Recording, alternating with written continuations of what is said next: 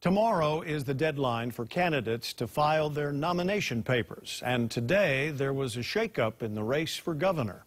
Former State Senator Clayton He dropped out of the race, saying he's considering a Senate seat instead, and is also interested in the race for lieutenant governor. He says the reason he's withdrawing from the governor's race is because he cannot outspend the other two candidates, Governor David Ige and Congresswoman Colleen Hanabusa. The amount of voters I would need to convince in the amount of time left before the election is a task that requires, at minimum, several hundreds of thousands of dollars.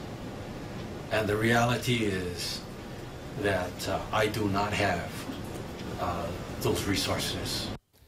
He says his decision has nothing to do with the anti-He posters that were popping up across the island last week. So with just over 2 months left until the primary election, how does this affect the governor's race? Manolo Morales joins us with more on that. Manolo? Joe, Governor Ige made it official today and filed for re-election. I spoke with a political expert who says Congresswoman Hanabusa still has a strong lead, so the governor has to make a move, but time is running out. HBU Professor John Hart tells me that the lava disaster on the Big Island and flooding on Kauai helped improve the image of Governor Ige as a leader and lessen the damage from the false missile alert.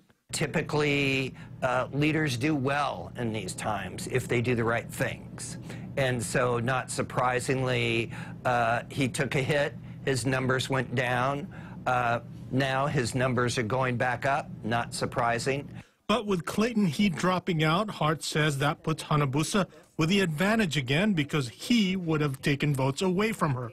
So Hart says the governor needs to make a move. At this point, Hanabusa is clearly favored. I think he has to start closing. The longer he takes to close, the more time is his enemy. Do you make the move now, and what would that be? No, I mean, I think we continue to